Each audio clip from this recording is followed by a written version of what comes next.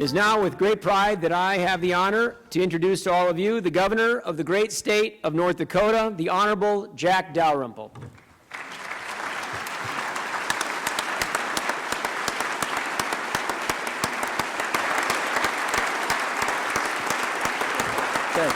Thank you. Thank you very much. Thank you. Thank you very much. Thanks, folks. Thank you very much. Appreciate it. Thank you.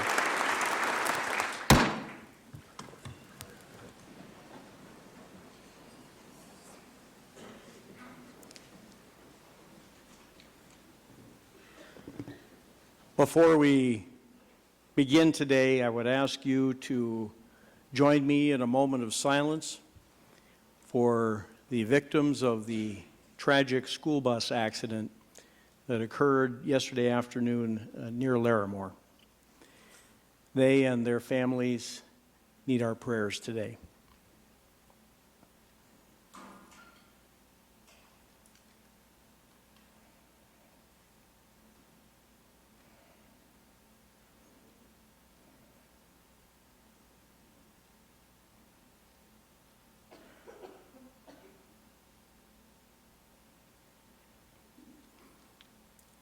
Thank you. Lieutenant Governor Wrigley, thank you for helping me find my seat. Our distinguished legislators, justices of the Supreme Court, elected officials, tribal leaders, cabinet members, First Lady Betsy, Kathleen Wrigley, and fellow citizens of North Dakota. Welcome and thank you for joining me here today. It's an honor and a privilege to address this joint session of the 64th Legislative Assembly, including your new Speaker, Wes Belter of District 22,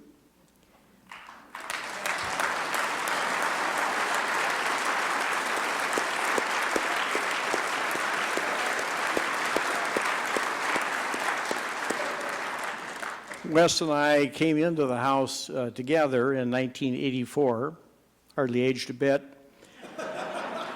And I want to say I only made it 16 years in the House. Wes is now 30 years in the House and still going. And as always, I find him looking over my shoulder, making sure that I'm doing my work the right way. Wes, I look forward to the session together, and I look forward to continuing our work together with all of the members of the legislature. Here in North Dakota, our people come first, and I am confident that we will continue to demonstrate what great things can be achieved when we work together in the spirit of public service and cooperation. I suspect there are many governors all across this great nation who wish they could offer an address like the one I will share with you today.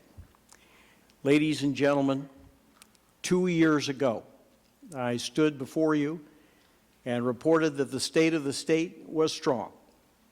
Today, I am pleased to tell you that we've made great progress since then, and that North Dakota is stronger than ever.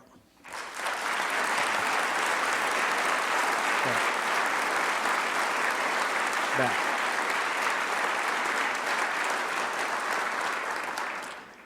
But first, let's remember where we've come from. Gerald Miller of Williston stopped by my office a while ago to share with me a USA Today news article published on February 24, 2004. He wanted to remind us how far North Dakota has come. I couldn't agree more. It's a telling illustration of our progress, and I want to share it with all of you today. USA Today reported in the front page article that North Dakota was doing all the right things to energize its economy. The national newspaper reported that our economic development strategies were gaining traction and the state economy was showing signs of growth. Our early progress, however, didn't convince all of our college graduates and other job seekers that North Dakota offered a promising future.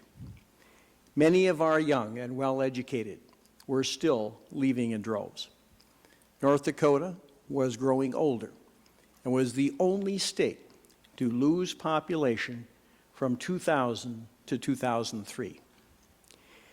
Big cities lure away North Dakota youth, it says. Other national publications around this time were even less balanced, with one, the New York Times, going so far as to revive the ridiculous notion that the best economic option for the Great Plains would be to turn the entire region into a vast nature park, or Buffalo Commons. We always knew better. And now, the entire nation knows better as well. This graphic, published by Governing Magazine in April, shows how the people of every county in the nation have fared in terms of their personal income between 2007 and 2012. The counties in dark brown showed the greatest gain in personal income. North Dakota was the only state to show gains in personal income in every single county. More recent data shows that North Dakota's per capita personal income continues to be among the nation's highest. In fact, North Dakota's personal income has steadily risen since 2004, from 13% below the national average to 19% above the national average. Our economic progress,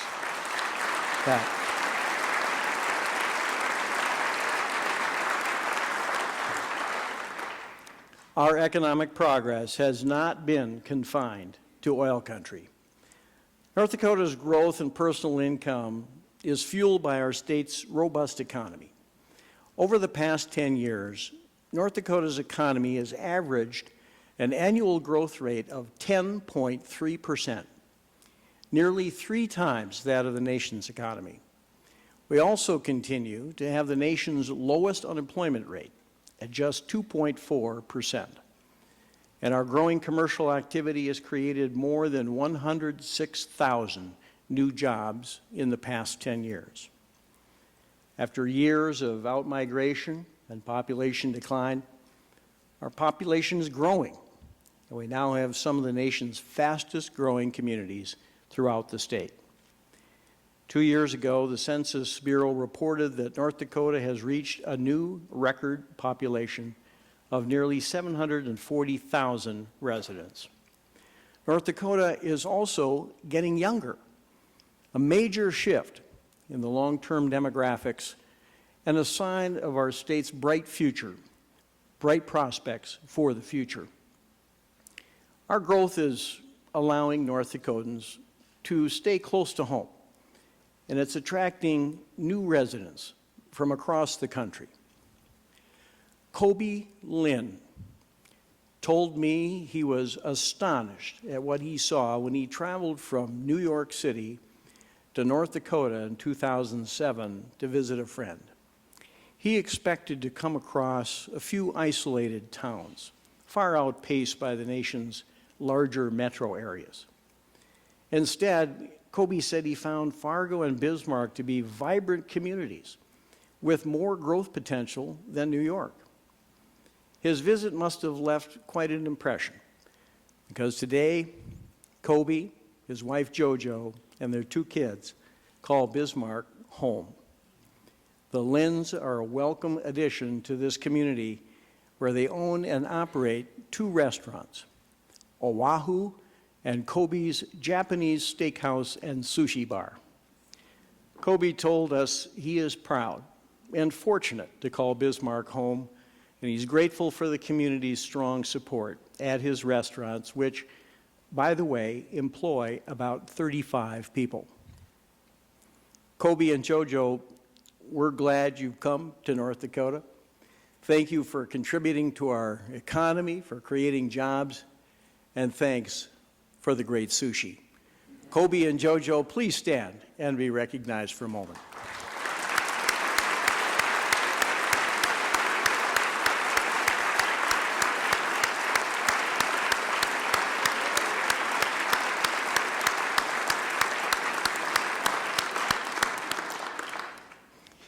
It's stories all across North Dakota like the lens of hard work, investment, and optimism that convince me we're on the right track. In August, Gallup, the national research and polling company, released the results of a comprehensive survey of all 50 states. This independent poll, based on interviews with 600 residents in each state, details how North Dakotans feel about their state's economy, their state government, their education system, and many quality of life measures. For the first time ever, Gallup asked the same 42 questions in every state. When asked if their state's economic conditions were good or excellent, North Dakotans answered yes, more often than any other state. Is it a good time to find a quality job? North Dakota ranked #1 in positive responses. Is your state a good place to start a new business? North Dakota is first in the nation. Are the economic conditions in your city or area getting better? North Dakota ranked #1 in the nation. In government, we rely on a wide range of economic data to help us understand the dynamics of our state economy and its impact on our citizens. Statistics are helpful, but the most valuable information I receive comes from the people I talk with all across the state. The Gallup poll bears out what I hear all the time, and it's gratifying to know that our progress is making a real difference in people's lives. Our economic growth is creating many benefits all across North Dakota. We also know that growth comes with its own challenges, and we remain committed to meeting them head on. In every region of the state, we continue to invest in public infrastructure projects that will pay dividends for decades to come.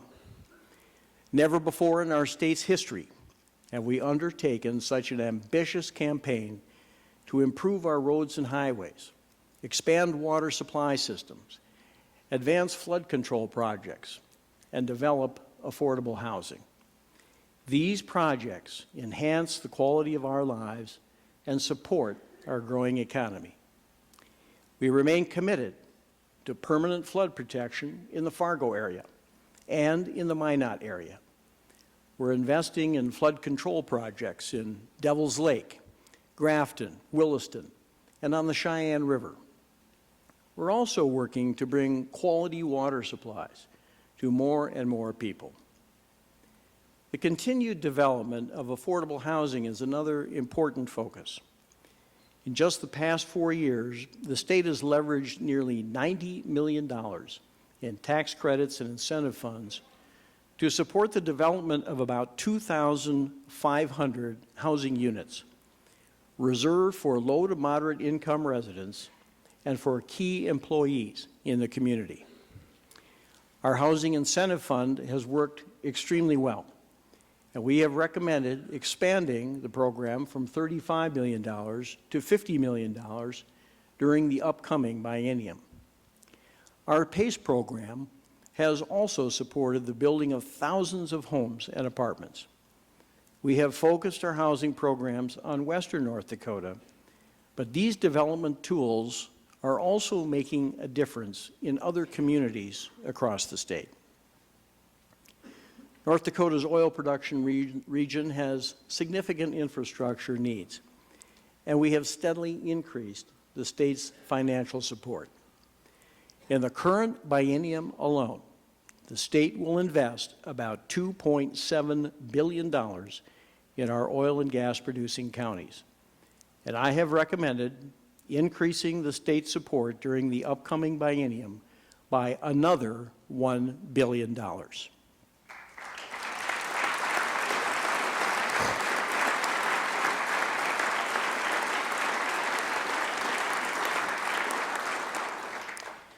New bypass routes are providing great relief for residents in Watford City, Williston, Alexander, Dickinson, and Newtown.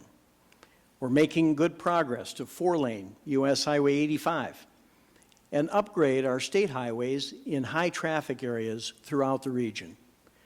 We're investing hundreds of millions of dollars to upgrade the region's busy airports and to improve city streets, as well as county and township roads.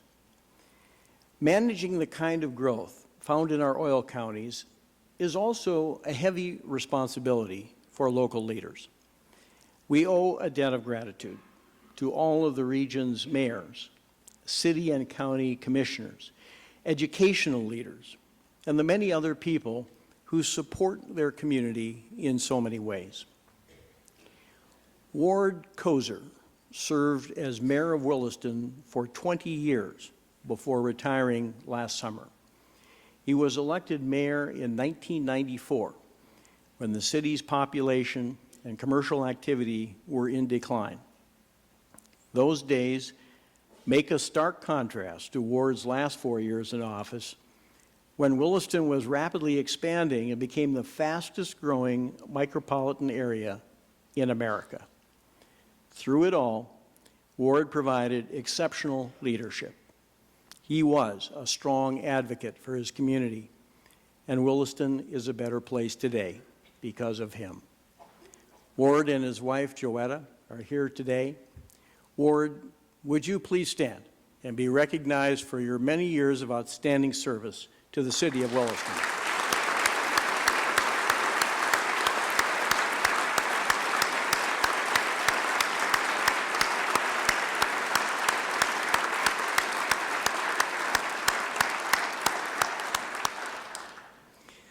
The best leaders shine in times of change and challenge. Ward provided a steady hand during the lean times, and he met the challenge when Williston became the epicenter of the nation's energy resurgence. Fargo Mayor Dennis Wallaker also distinguished himself as a dedicated leader. Denny will always be remembered for holding back the flooding Red River and for leading his city into an era of unprecedented growth and opportunity. There are many strong leaders in our oil and gas region and throughout North Dakota.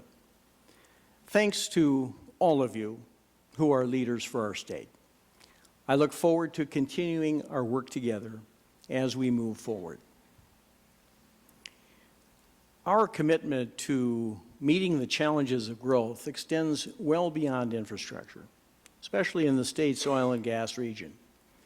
We're providing additional funding for schools with rapid enrollment growth. We've expanded Western North Dakota's court system, and we provided additional resources for the region's local law enforcement agencies. We should all be proud of the vital role our state is playing to help America strengthen its energy independence. We have become the nation's second largest oil producer, and as our energy production has increased, so has our responsibility.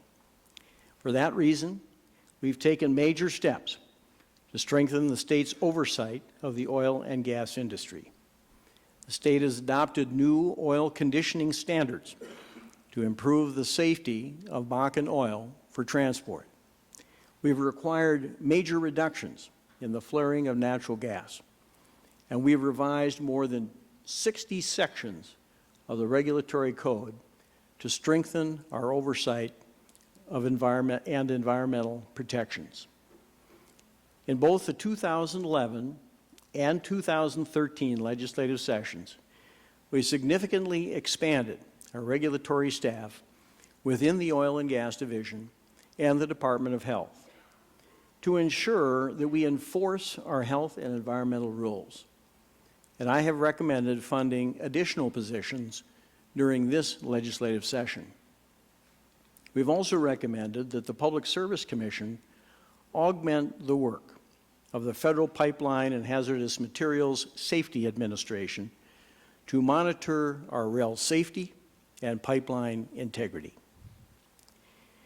We also remain firmly committed to keeping North Dakota one of the safest states in the country.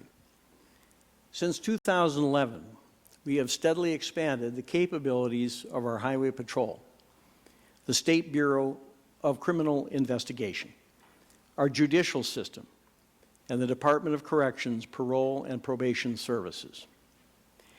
This next slide shows each person's level of confidence in their government to meet the challenges like public safety and air quality.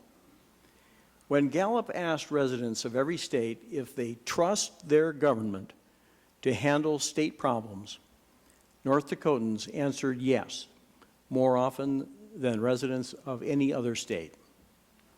Are you satisfied with your standard of living? Do you have confidence in your judicial system? Are you satisfied with your air quality? In answering these and other questions about governance, North Dakotans are more satisfied than residents of other states. For local law enforcement officers in western North Dakota, the region's rapid growth has created even greater challenges.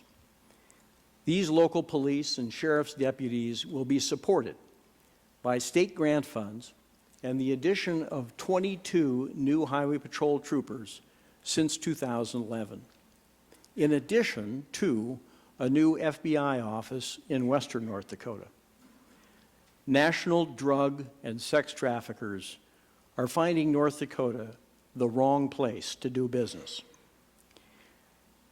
Trooper Grant Lansky of the North Dakota Highway Patrol exemplifies our dedication to professional law enforcement and public safety. Stationed in Lakota, Grant responded on November 5th to an emergency call for assistance after the region received its first snowfall and area roads had become extremely icy. That afternoon, Myrtie Curdy drove from her rural Rock Lake home to attend a church meeting when her car went into a spin, slipped off Highway 281 just a few miles north of Church's Ferry, and plunged down a steep embankment. Myrtie, who is 81 years old, couldn't free herself from the car as the ice-cold water rushed in. Thankfully, she had a cell phone, and she used it several times to call for help as the water rose above her shoulders. Grant Lansky closed in to about 10 miles away when Myrtie's phone lost power, but he spotted where her car had left the highway. He couldn't see Myrtie's car until he began running down the steep embankment. He waded through the icy water, opened the driver's side door, unbuckled Myrtie, and carried her to safety. An ambulance crew arrived and transported Myrtie for treatment of hypothermia at Mercy Hospital in Devils Lake. Myrtie and her son Roger are very grateful that Grant was able to find her that day, and they credit Grant with saving her life. Grant is here today with his wife Joanna. Grant, please stand so that we can thank you for all you do to help North Dakota stay safe.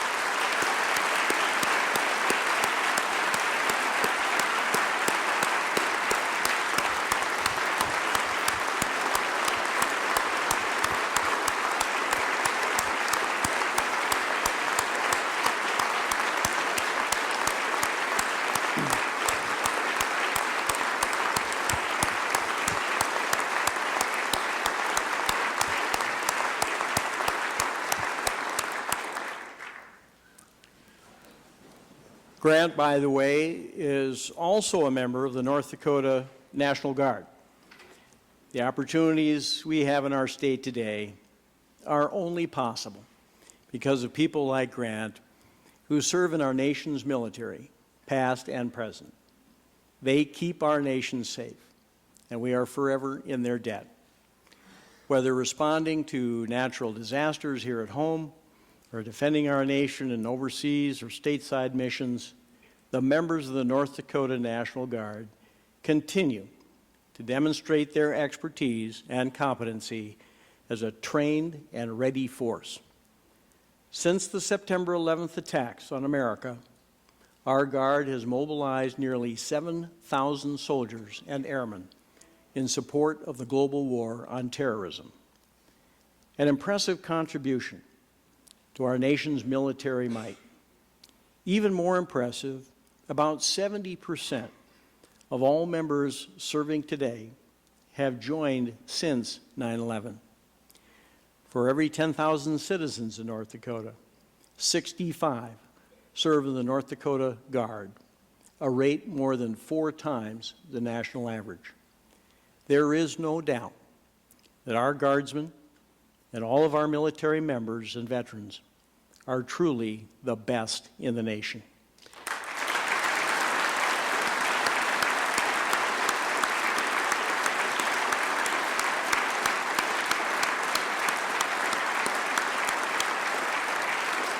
Would all the veterans and service members here today please stand and be recognized?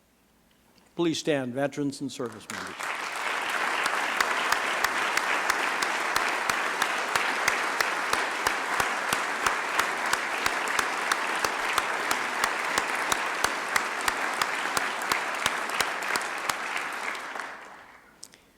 Throughout North Dakota, we are making major investments to meet the needs of our growing population. Some may ask if spending is getting out of control. It's a fair question, especially in light of recent drops in oil prices and the potential impact on state revenues. It's important for the people of North Dakota to know that we are committed to a structurally balanced budget where ongoing spending never exceeds our available ongoing revenues. There are risks associated with any economy that relies on the value of commodities, and those risks must always be carefully considered. We guard against these risks in several ways, including directing the vast majority of our oil and gas revenues, about 96%, to special reserve funds that are not used for ongoing operations. Our statewide infrastructure upgrades and other capital projects require one-time funding that doesn't have to be repeated should there be a significant downturn in state revenues. In the end, I expect our legislature will find that we can continue to fund our priorities, maintain healthy reserves, and provide even more tax relief. With OPEC's recent decision not to curb its oil production and declines in the price of oil, there is a lot of discussion about what this means to North Dakota's oil industry and state revenues. I believe we will see a correction, a rebalancing in worldwide production. In North Dakota, production may concentrate in core areas where production is especially high and operating costs per barrel are low. But in the end, energy independence in the United States is a game changer. No longer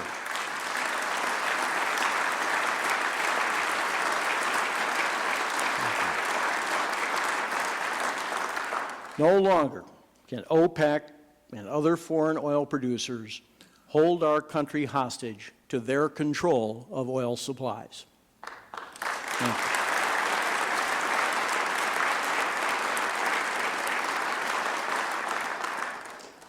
you. In the end, moving forward, we will rely on Moody's Analytics to provide us with an updated revenue forecast this winter that includes the impacts of the lower price of oil. If adjustments to our spending plan are needed, I am confident our legislature will make prudent decisions based on the best available projections. In the end, our growth may be slowed, but it will not stop. One of the best ways we can share our prosperity with all of our citizens is by keeping their tax bills as low as possible. While other states contemplate tax hikes to offset budget shortfalls, we can provide additional tax relief during this legislative session. Since 2009, we have reduced taxes by $4.3 billion in North Dakota, and I have recommended reducing state taxes by another $408 million during the upcoming biennium. A great deal of work has also been done to reform our overall system of property taxes. This year, the legislature will have an opportunity to pass a property tax reform bill that provides for more spending discipline and makes it easier for taxpayers to understand how their tax dollars are used in comparison to other political subdivisions. Education is the foundation upon which we continue to build our future. And working together, we have steadily improved North Dakota's K-12 education system. We have put to rest the challenging issues of funding equity and adequacy, and we have significantly reduced the local cost of education by increasing the state's funding commitment. We have an opportunity during this legislative session to build on our accomplishments by maintaining strong funding for K-12 schools, by investing in early childhood education, and by addressing the extraordinary needs of schools challenged by rapid enrollment growth. Since 2010, enrollment in our K-12 schools has grown by 10,500 students. And just in the last year, our schools have enrolled an additional 2,600 students. The state is providing grants to help schools manage their growth, and we recommend expanding the program to make it even more schools eligible for this assistance. We also recommend adding $300 million to the School Construction Revolving Loan Program. During the current biennium, 22 school districts have accessed this loan program to build, expand, or improve school facilities. Our strong revenues also allow us to continue making strategic investments in our higher education system, even while most other states are having to reduce funding. During the last legislative session, we worked together to develop a better method of funding our colleges and universities. And we supported an unprecedented $414 million in capital improvement projects and repairs throughout our university system. While critical infrastructure needs remain, we should also focus on making college more affordable. Our colleges and universities do an outstanding job of enriching students' lives and preparing them for a lifetime of success. Our universities also play a critical role in North Dakota's economic growth, providing essential research and development in support of our farmers and ranchers and many other business sectors. Gallup asked residents in every state about their education system as well. And North Dakota overwhelmingly came out on top again. Asked if they would rate K-12 education as excellent or good, residents in North Dakota answered yes, more often than any other state. Do schools prepare students for a good job? North Dakota scored best of all 50 states. Are you satisfied with your education system or schools? North Dakotans again answered yes more than any other state. We've worked hard to develop an environment where small business and industry can thrive. Our proven strategies for economic development include a focus on low taxes, a sensible regulatory environment, and an efficient state government that is responsive to the needs of its residents and businesses. But our end goal has never been to simply grow our economy or to stand out in national rankings. The end goal is what a strong, diversified economy offers to the lives of our people. In addition to outstanding career and business opportunities and outstanding education, we will make investments in public infrastructure, outdoor recreation, workforce development, and in many other priorities that support the continued progress and greatly enhance our quality of life. All of the priorities that we continue to advance share one common goal: to enhance the life of every North Dakotan. For example, we are recommending a $30 million enhancement to fund major improvements throughout our state park system that will significantly increase the opportunities for people to enjoy our great outdoors. By asking a series of simple but telling questions, Gallup found that North Dakotans rank their state's quality of life among the nation's best. Do you experience enjoyment a lot of the day? Are you treated with respect? Is your day largely free of worry? North Dakotans said yes more often than any other state in responding to these social measures. North Dakota also ranked within the top 4 states when residents across America were asked if they have others they can count on for help, if their state is a good place for children to learn and grow, and if their state is a good place for people with disabilities. These poll results are encouraging, but the quality of life standards we strive to achieve should be our own, and they should always be set high. Among our many responsibilities, none are more important than caring for our people. We have always provided for the needs of our seniors, our veterans, and our most vulnerable citizens. And I am confident we will continue to provide strong financial support to nursing homes and other service providers. Melanie Bailey lives by the values we hold dear in North Dakota. The Devils Lake High School senior knows what it means to put others first. During the Eastern Cross Country Championships in October, Melody came across Danielle Lanoux, an injured Fargo South runner who was on the ground in obvious pain.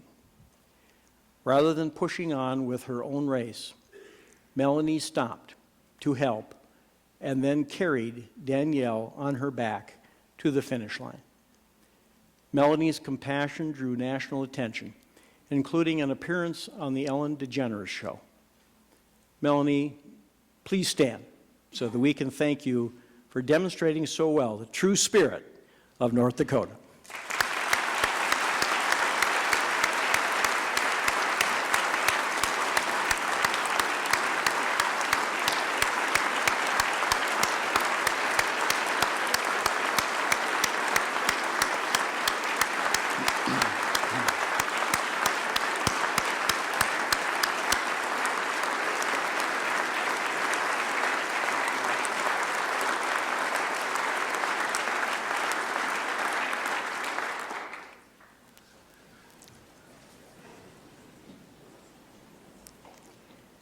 Here in North Dakota, we continue to drive an agenda for progress and a quality of life that is second to none. We know that progress comes with its own challenges, and there is much work ahead. But we have every reason to be optimistic about our state and the increasing number of opportunities it provides. I want to thank all the members of our legislature. The progress we have made in the last decade, and especially since the last session, is a testament to your good work for the people of North Dakota. Today, I have outlined the challenges and priorities that will help guide this session's discussion. Let us commit now to a partnership and a shared vision so that 2 years from now, we can again say, look how far we have come. Thank you. God bless all of you, and God bless the great state of North Dakota. Thank you.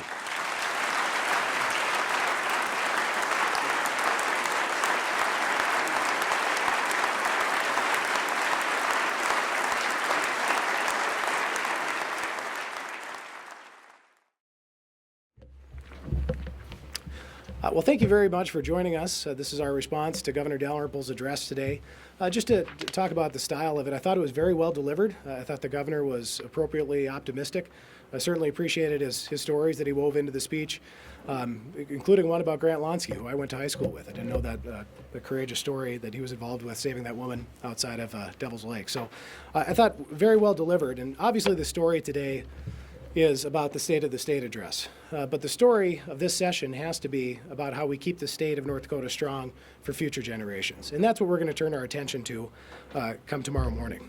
And so we think to keep North Dakota strong, we believe we need to do three things. Address immediate needs, including most prominently those that have arisen secondary to the rapid development of our natural resources in western North Dakota. Make permanent investments that will pay off long after the oil boom has subsided. And then number three, cut and reform the tax that people are concerned about, which is property taxes, not necessarily the income tax. So with regard to these critical needs that we want to address at the outset of the session, if you remember back to 2013, Kent Nonset, who's right to my right here, came forward with a bill that would have dramatically increased the share of the production tax going to assist oil-impacted communities in western North Dakota. That idea obviously was ahead of its time because it's since been adopted by the governor and the majority, at least in the Senate. We intend to hold the majority accountable, to follow through on that fair funding formula to assist western North Dakota, and also to get these so-called surge funds, we call them catch-up funds, that we believe that's more accurate, out to western North Dakota early on in the session. All of us, I come from eastern North Dakota. I represent a district that's about as far east as you can get. We need to stand shoulder to shoulder with western North Dakota. They are literally paying the price for our prosperity in terms of the impacts that they're dealing with. Number two, after we've addressed these critical needs, we have the ability to make permanent investments in our people. Let me give you one example of that. The Foundation Aid Stabilization Fund. It's going to be topping $1 billion very soon. That fund has been used once. I believe it was in 1994. I believe it was a stabilization of about $5 million. So we've got a fund with about $1 billion in it that really has outgrown its purpose. We should take a tip from Wyoming and do what they've done. They created a scholarship endowment, and the return on that endowment permanently funds access to higher education for that state's best and brightest. We can do that twice over here in North Dakota.